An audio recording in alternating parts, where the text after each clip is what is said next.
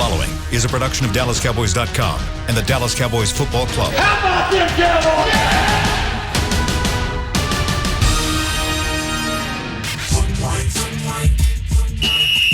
Let's go, baby! Are you ready for a break? Yes. Are you ready for a break? Absolutely. Ready for a break? Yeah, and so much for that. It's time for The Break on DallasCowboys.com. We were on the break! With Nick Eatman, David Hellman, Ambar Garcia, and Derek Eagleton. It is Friday, September 3rd, 2021, Season 17, Episode number 16. It is the official Damon Hodge Show here on The Break, live from the SWBC Mortgage Studios at the Star. And we're ready to go today, man. It's, 5 days before the Cowboys kick off the season? 5, 6 days before the Cowboys? 6 days before the Cowboys kick off their season.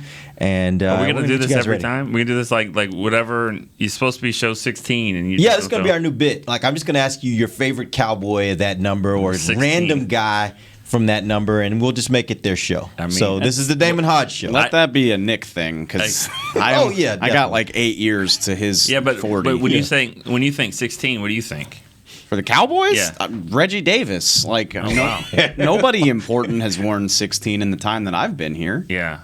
I mean, Reggie Davis. Wow. Steve Pallou or Jesse wore 16? Sorry, Jesse. It should Y'all be the both Jesse fail. Holly. Both failed the test. I fail. Sorry, Jess. You just threw out, yeah. Well, I didn't cover Jesse, by the way. That's okay. You just work with him and now. I He's a actually teammate. covered him in the last month a lot. So, yeah. But you just said random 16, and so I went with Damon Hodge. You want to tell us who Damon Hodge is? He was a receiver in the 2000 season. I think his career, he probably caught 4 passes his whole career. Well, at least 4 in one game against the Giants. And I remember him. He's a cool guy. But I remember him. He caught 4 passes in a game, and he said, I think I need to start talking to him about a new contract. And I was like, I don't know about that. And fast forward 2 or 3 years, and I saw him in playing for the Indiana Firebirds in the Arena League. But good player. Got a new contract. Yeah, he did get a new contract, just not there. Ryan Leaf would be a 16 you could throw in there. Sure, why not? But Jesse Holly. Yeah, we should have used Jesse. That would be a good one. Coming off doing his documentary last night, that would probably be. I texted him and I said, "Hey Jesse, I've heard something about a documentary that you're in. Do you know about this?" He's only tweeted out to every person he knows. Yeah. So he's excited. He's a self-promoter for sure, and he should. It was a great story. It was really a great story. He did a great job telling it to us. Absolutely. All right, what we're going to do here is in the second segment, actually, we're going to have Bucky Brooks join us. He's going to give us his breakdown of Cowboys offense versus the Buccaneers defense. But before we get to that, I do want to talk a little bit about some injury updates. Coach McCarthy had his press conference. We'll talk about that a little bit later, but I want to start first with the injuries. Lyle Collins being the biggest one. He is not practicing, still not practicing.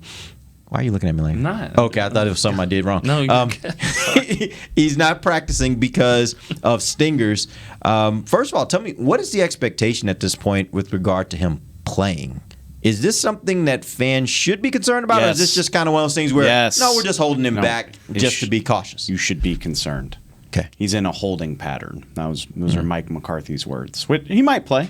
It's a week away. They don't get into the meat and potatoes starts Sunday, which is their Wednesday. So they have time, but you should be worried. Yeah. We're less than a week away from the game, and he's not 100%. It's not what you want. It is what it is. Yeah, and then when you asked about the backup position, the swing tackle, he threw out 2 names out there. Like he's not convinced that Ty Nseki's going to be the guy. He said him and Terrence Steele will both work over there. Which, I mean, pick one. Like let one guy work and get all the snaps, while we have to rotate for the backup spot. So I don't know. I flip a coin between those two. I mean, I guess I would feel more comfortable, I think, with Nseki because he's played more, but more athletic. I think I'd feel more comfortable with Steele. Well, tails.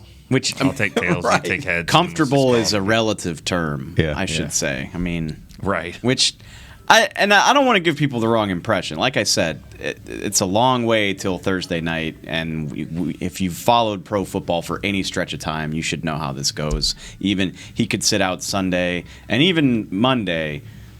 But then if you see him get out there Tuesday and start doing some work, that typically is a sign, especially, for a guy of his status. This is his 7th year in the league.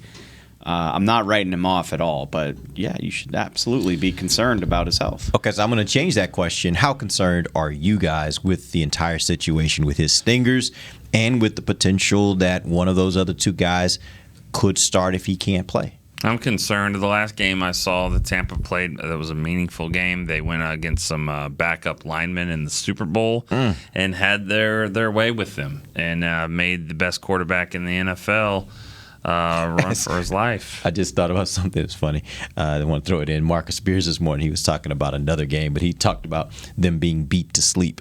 And that's what came to my mind when you said what happened in that Super Bowl. They got beat to sleep, basically. The Chiefs didn't score a touchdown in that game, did they? It was 31-9. Yeah. I think it was 3 field goals. Pat Mahomes, It wasn't what you used to seeing from Kansas City's Pat offense. Mahomes was on the run all night. I mean, they murdered him. Yeah. And that Beat to sleep. Shaquille Barrett and These I'm references here. looking at the damn roster Got right murdered now. and Obviously, beat to sleep. JPP. Be sweet over here. That's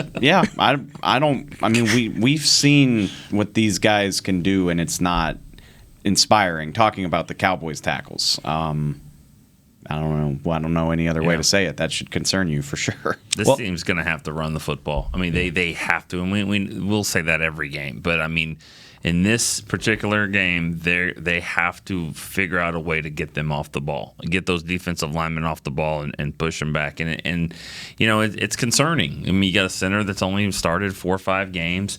Connor Williams is still on the COVID list, getting close to coming back. If it's not him, it'll be McGovern. And then you don't know what's happening at the right tackle. I mean, Tyron said he was feeling great, and Zach's going to come back and all that. But this offensive line it feels kind of patched together right now. Yeah, it brings up a question, and Dave, you and I mentioned this yesterday as we were having this conversation about the offensive line. Are you at this point, and Dave, I know you were on the same page with me on draft day. I think on draft day we both were hoping that at that point the Cowboys would go with Rashawn Slater as their first-round pick. Do you still hold that opinion, and is it even more that opinion now? Because I think I flipped because I think they may have found a stud in Parsons. But do you still hold that same opinion that you think that it would have been a better option to give yourself a better offensive lineman, not only for now but for the future? I'm not ready to change my opinion. Micah hasn't played a game yet. So, yeah, I guess if you're asking me, I still would have done that. But I feel a lot better about the way it played out, having had a chance to see Micah. I'm not just over here like, oh, my God, they're so stupid. How could they, well, this is what happens. They've got this bum linebacker, and they didn't draft Slater. Like, I don't feel that way. Like Micah's exciting. It looks like it's going to be a good pick. But that was a concern. And I think, Rashawn Slater – I think the Chargers are really excited what he's done in training camp too, and I mean this is why that was a conversation. You're like, how long can the tackles hold up? And we don't know yet. Maybe Lyle plays all 17 games, but we're already worried about this, and they haven't played one yet. And so it throws it back into the spotlight of, well, you had the opportunity to address this and you didn't want to. Doesn't necessarily make it a mistake, but it is something that's been on my mind since. How would it have played out? Based off of exactly what Lyle was able to do, how do you think this plays out if he's your first round pick? For me, I look at it as you would have had a guy that is now immediately. You wouldn't be trying to figure out who's going to take that snap if Lyle's not going to be there. But I think the beautiful part is even if Slater didn't start this year, the way I would look at it, and the reason why I wanted them to take Slater back on draft day is because I thought the amount of time that you have left with both Tyron and Lyle is probably limited.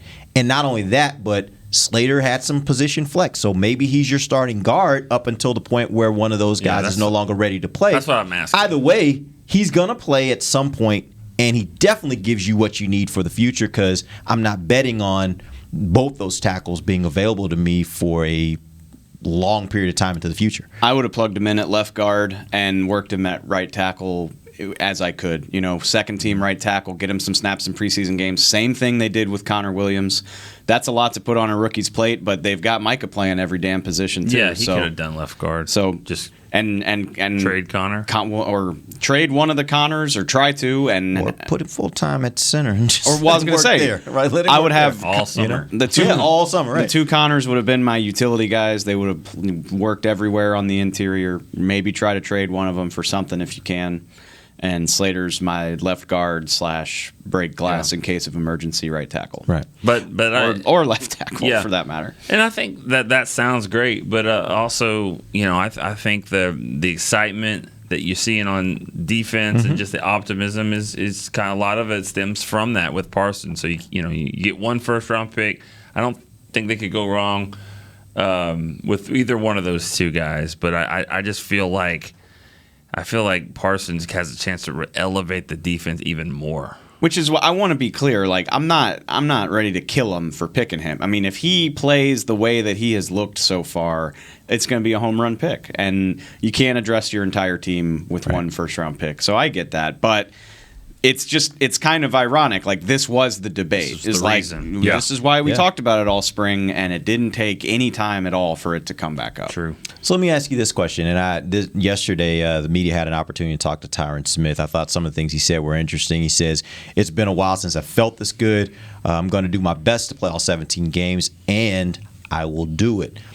I've learned over the years that that's one of the guys on this team, is that when he says something, I tend to trust it, because I think he's just, he's just one of those guys. Mm-hmm. He's a tough guy, and I think he's going to be able to play for a good part of the year, if not all games this season.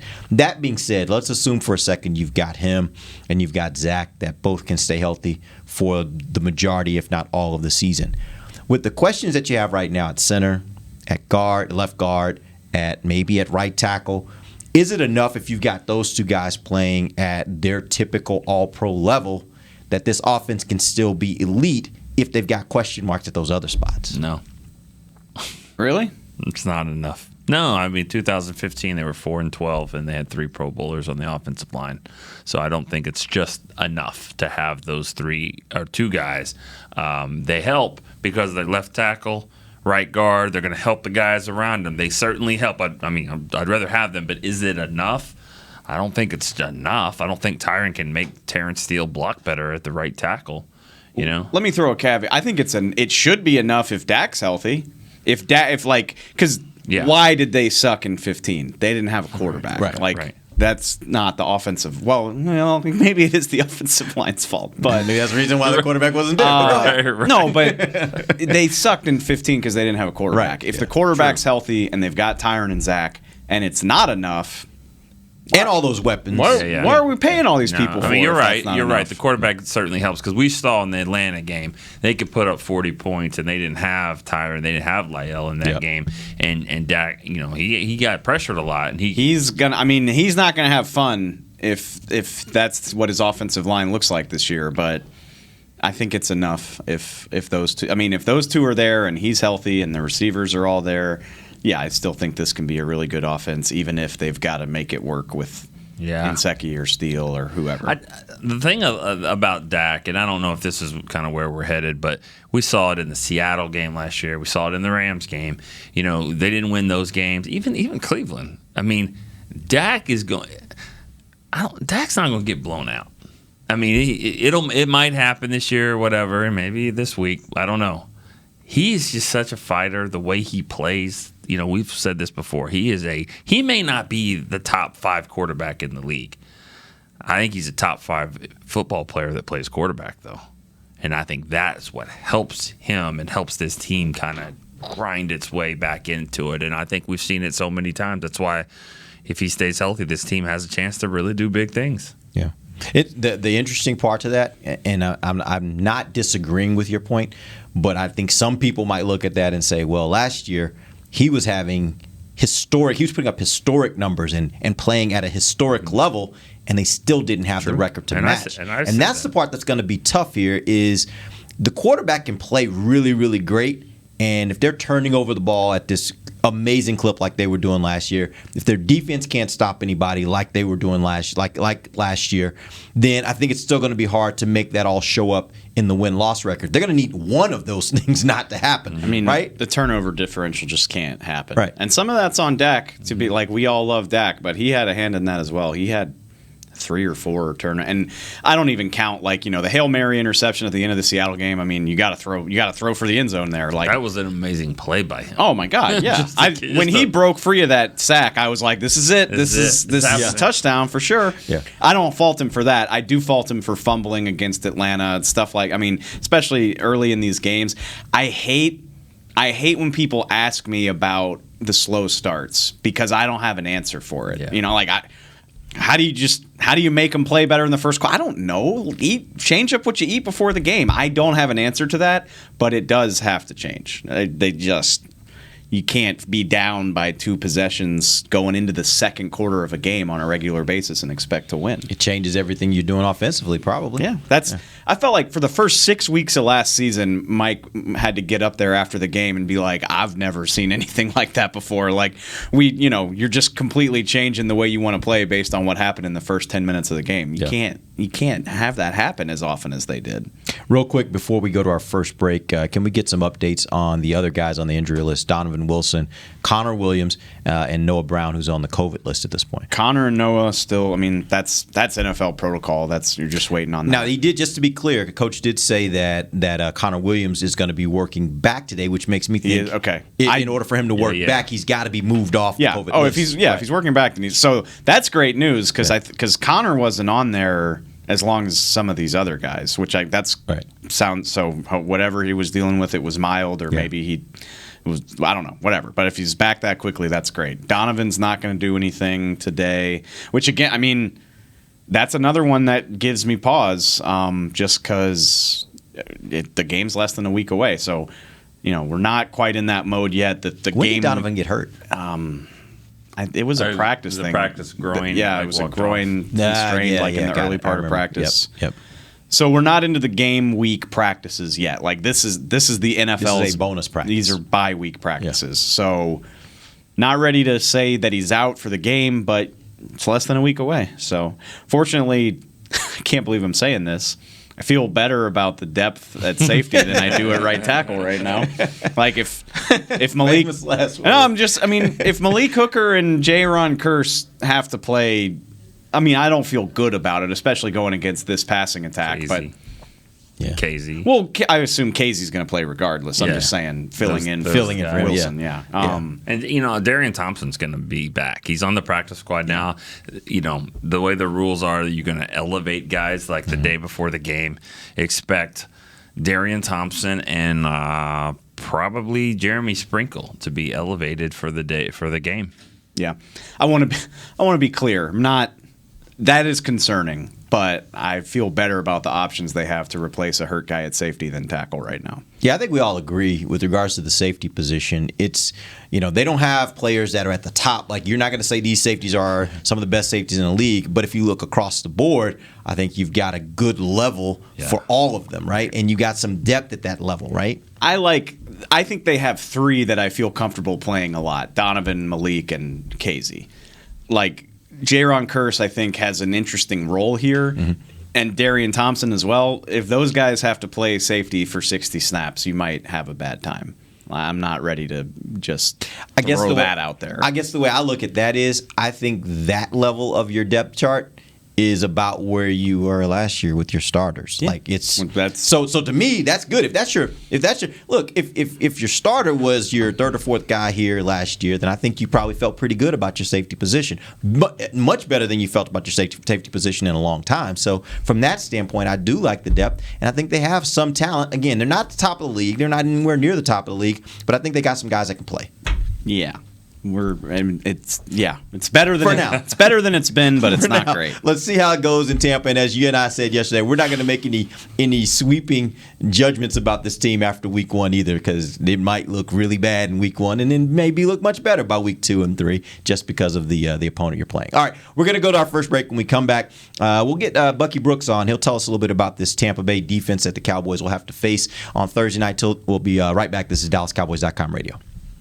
Before there was a draft, you could size up a cowboy by 3 simple factors: the crease in his hat, the bend of his brim, and his unbending attitude. A man's Stetson didn't just protect him from what life threw at him, it projected a rugged, unstoppable spirit.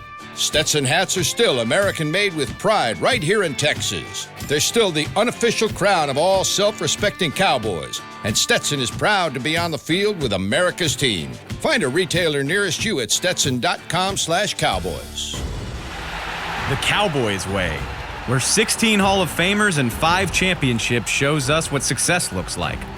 Where turkey is always the second best part of Thanksgiving Day. Where we are all defined by one single thing, the star. Where we as fans know it's our job to keep the tradition going.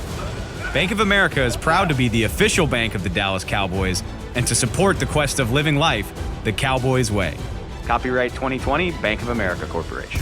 Want to use what the pros use? How about the official men's skincare brand of the Dallas Cowboys, Jack Black? Right now you can get the Jack Black Starter, a curated collection of Cowboys locker room favorites for just $10 with free shipping. The starter includes 4 Jack Black skincare favorites plus a full-sized intense therapy lip balm. Go to getjackblack.com/Cowboys and use the code word TEAMJB. That's getjackblack.com/Cowboys. The Jack Black Starter, $10, free shipping. Honey, big news. Gary, are you okay? Oh, I'm not Gary anymore. I'm Jackie Flash. What? See, I want the latest smartphone, but the best deals are only for new customers. So, to get a new customer deal, I changed my name to Jackie Flash. Okay, but the best smartphone deals at AT&T are for everyone, new and existing customers.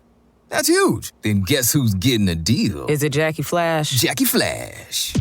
It's not complicated. At AT&T, our best smartphone deals are for everyone. Restrictions apply. Visit att.com for details. Back to the break. Check out the new Miller Lite House located on the west side of the AT&T Stadium, where Dallas Cowboys game day traditions are born. Enjoy $5 12-ounce beers, yard games, Dallas Cowboy cheerleaders performances, and more. For more information, visit attstadium.com/Miller Litehouse. Miller Litehouse, your tailgate just got jealous. Absolutely. Make sure you check that out. That's actually a really cool new spot they got out at AT&T Stadium. So if you're going to be out at the stadium, make sure you check it out. Also, watch party out there for the Tampa game. Watch party out there for the Tampa game. If you're not going to Tampa and you're going to be in the Dallas area, go to AT&T Stadium. They will have a big party out there to watch the game with other Cowboys fans and enjoy the sights and sounds. So should be fun. All right, we're going to jump in. We've got Bucky Brooks from NFL Network joining us. Bucky, what's up, man? What's going on, guys? How you doing? Good. Let's jump right in, and we're talking today about the Tampa Bay defense versus the Cowboys offense. They were, across the board, one of the best defenses in the league last year, if you look at all their different statistics.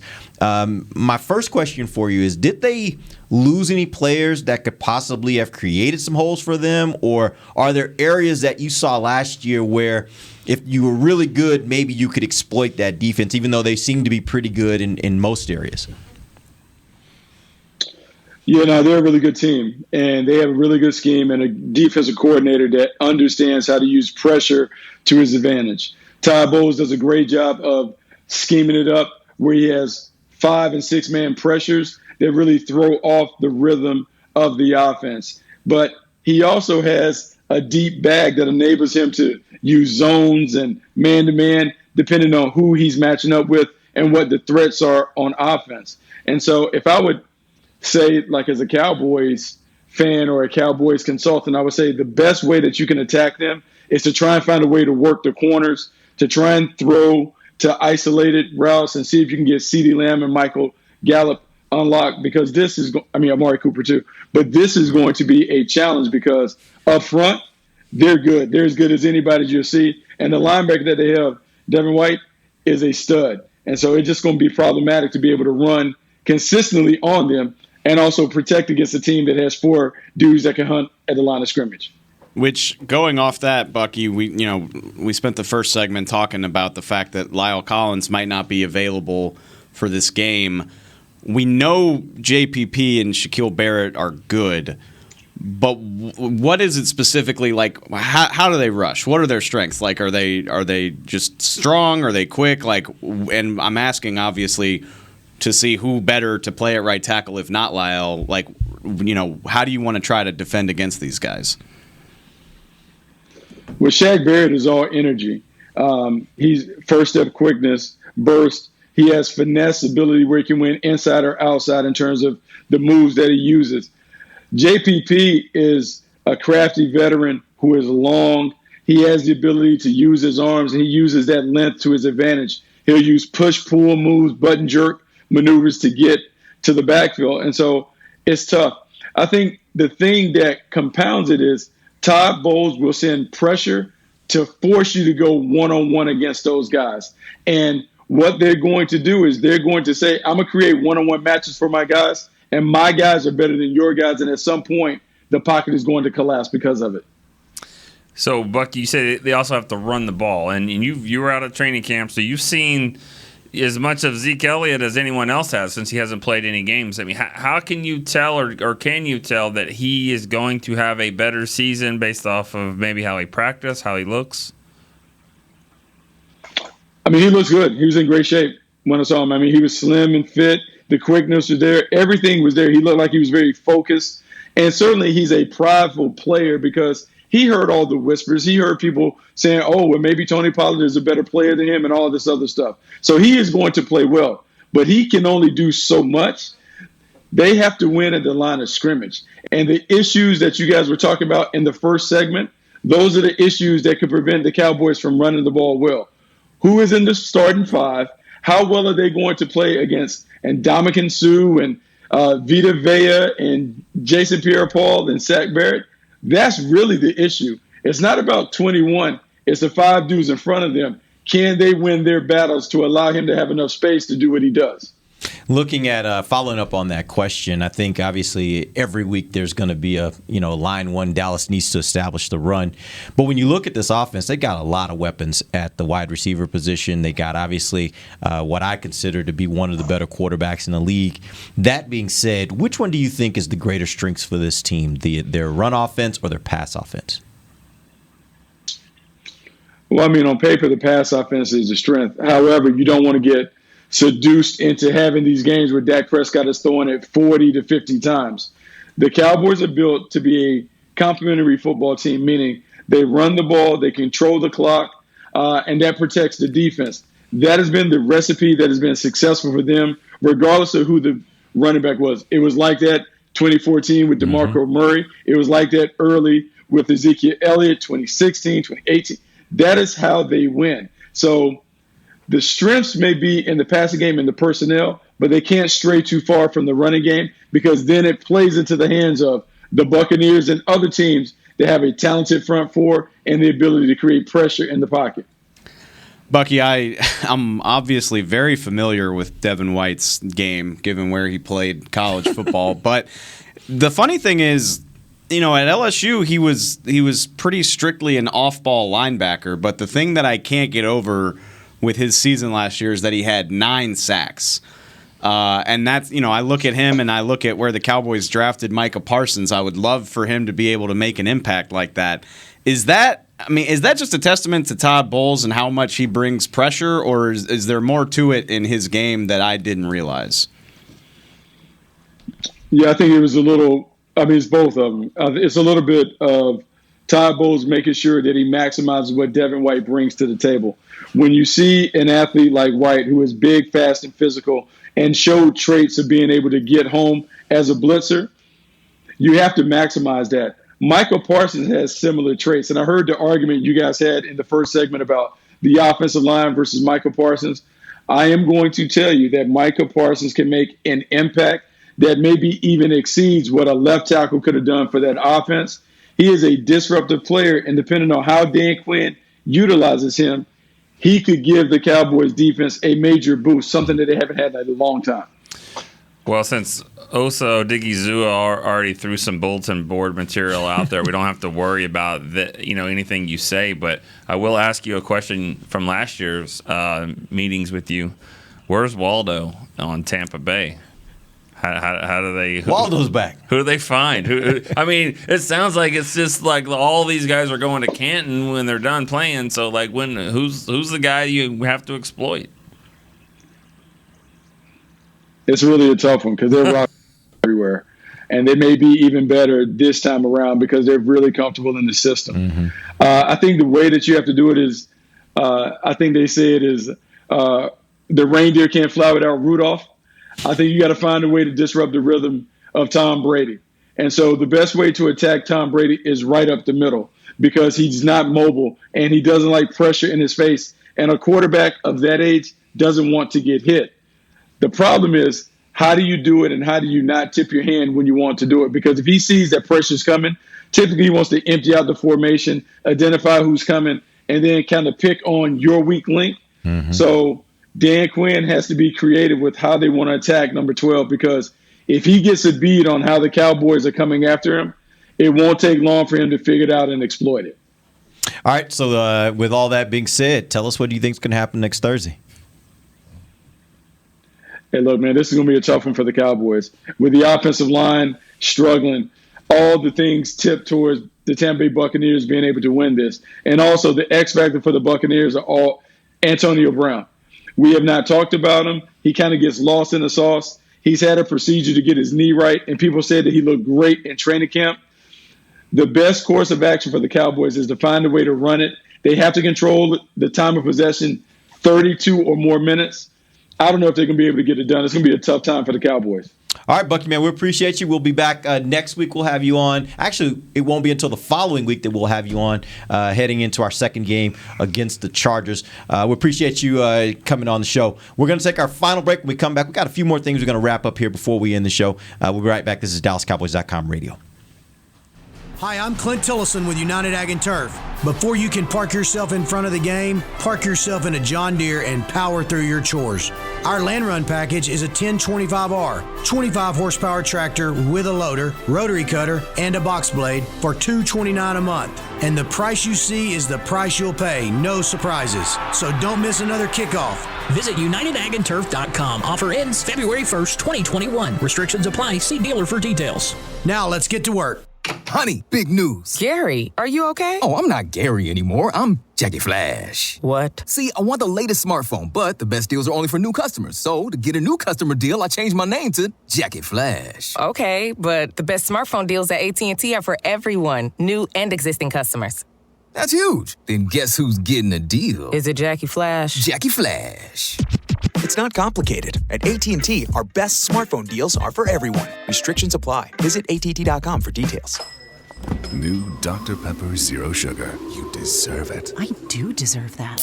You deserve decadent flavor without sugar. And a day at the beach without sand getting everywhere. And a relaxing bath that your children don't interrupt. I deserve all that? It's really just a visual metaphor for Dr. Pepper Zero Sugar. Everything you want, nothing you don't. A visual metaphor on the radio. I do deserve that. Dr. Pepper Zero Sugar.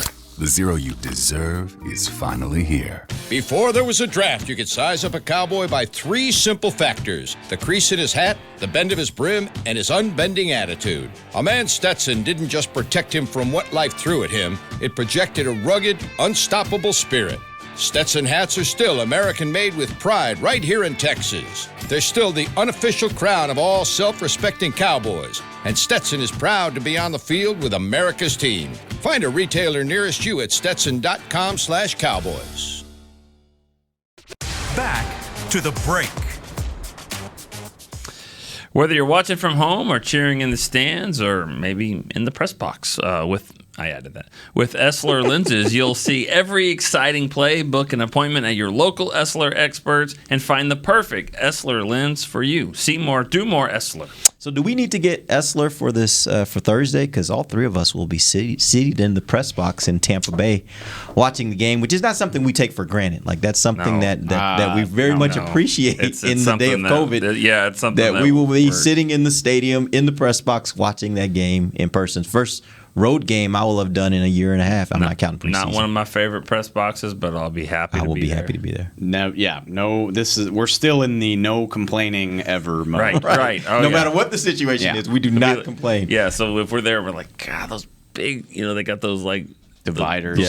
You're just like, we haven't been to Tampa since the Jeff Heath, one of the worst games of all time. Was it two raining? interceptions in the game. No, it wasn't raining. Two it might have rained in Tampa. Probably rained every day.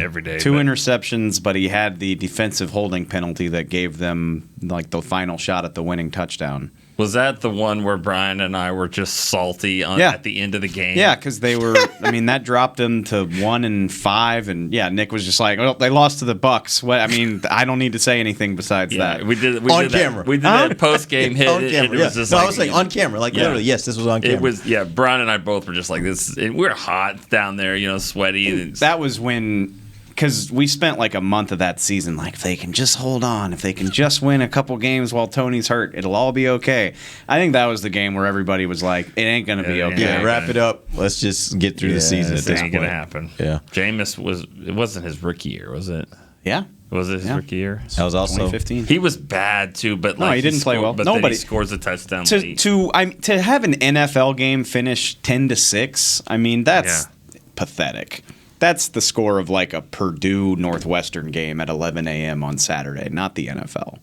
There was, if I remember, that Dez was playing, and a former Cowboy, I think, like locked him up at some Tyler point. Patman, Maybe it was Patman. Yeah, I mean, Dez had a chance to potentially win the game on the last play, and they couldn't. It seems like there was a time when one of them played him really well. I can't remember which one. It might have been Sterling Moore. Might have been Sterling Moore, yeah. It might have been. This is the most anticipated season opener in a decade, and we're giving the people what they want, which is 10 minutes about one of the worst games in recent memory. But I do remember when we went down there in 2009, and it was the opening game of the season as well. And I think Romo was mic'd up for NFL Films that game, and I mean, there's a lot of great stuff in there. But that was a good game there. They won that one, but I think Tampa's going to be better this time around. Yeah, I think they're going to be a little better. Sterling Moore was on that team. Was he the guy? Yeah, he's going to be a little better. All right, we will finish talking about stupid stuff from 2015, but he works for the Saints now. He's a intern.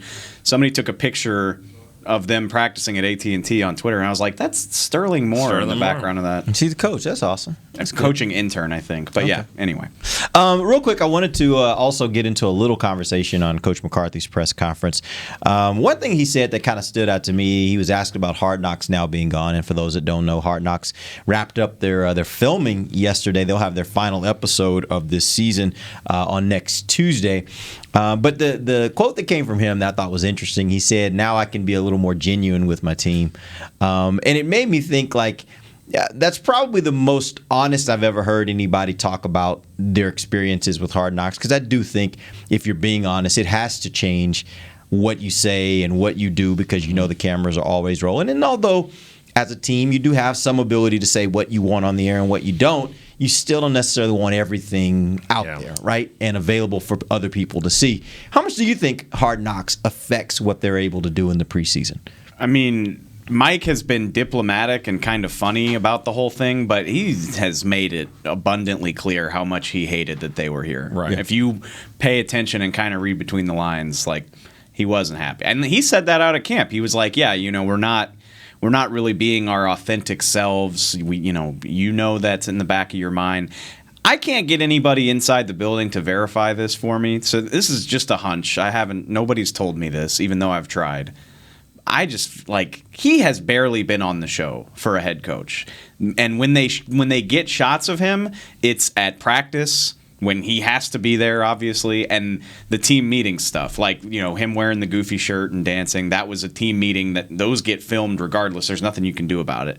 He has not been on the show independent of that at all, and I just don't think that's a coincidence. I think there has been some very much you can do the show. You can't make me be a big part of it. Absolutely not. That's just my hunch. They did do the first episode. They kind of talked about him and his family. His mom and dad were at the game and stuff like. So they did that a little bit. Doesn't it feel like that's disappeared the last 3 episodes though? And yeah, I mean, maybe that's not a coincidence. The first episode had Mike telling Stephen Jones, yeah, we're not going to play Zeke this preseason. Let's not do that. Yeah. And then you didn't see anything half that juicy the rest of the way. I think what's missing this year that I think has been in so many other seasons of Hard Knocks is all the behind the scenes coaches meetings where you do see the head coach. So you have coaches talking about this player and that player, and here's what we want to do. They're talking strategy and that kind of stuff.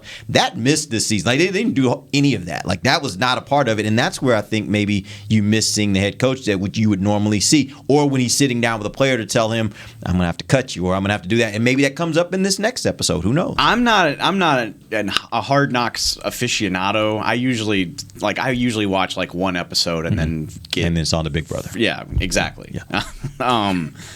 But I remember the year that the Dolphins were on it with Joe Philbin, who's here, and I remember when the Falcons were on it when Mike Smith was still the coach. Like, the whole show felt like it happened in their office, having meetings with people, cutting players, all that, and it just has not existed here. Yeah. And I don't think that's a coincidence. No, and it's hard to beat like the first year the Cowboys did Hard Knocks when Jerry Jones is sitting there in the training room with Anthony Lucas, whose kneecap just fell off for the second straight year, and he's calling his mama and saying, I'm sorry, mama, she's crying, everyone's crying, and then they go to credits. I mean, you haven't had moments like that, and so Mike McCarthy wins because if you said, all right, name Hard Knocks, describe it in one word, what would it be?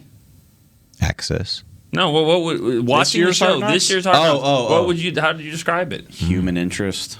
I mean, I would say boring. I was trying to be nice, but So Mike McCarthy wins. Yeah. Because it's like that's exactly what you want. Every time this month that I've tweeted about the show, period, and I've said a couple times I didn't think it was very compelling. Everybody's in my mentions like, good. I don't we don't want, and I get it. I'm not arguing with you. Yeah, fans don't want it to be. No, that fans compelling. don't want drama. No. Really don't. NFL Films and not HBO. I mean, NFL Films have shown that they've got some toys. I mean, they've got some cool things that they've done. I mean, it's looked great. Nick's salty about that. No, I'm not. No, I think they're stunting on us. I think it's amazing, like what they've done. I mean, I'm not blaming NFL Films or HBO. Of course, not HBO just goes there, but NFL Films has done. I mean, we've seen what they do. They bring a huge crew. They work really hard, long hours.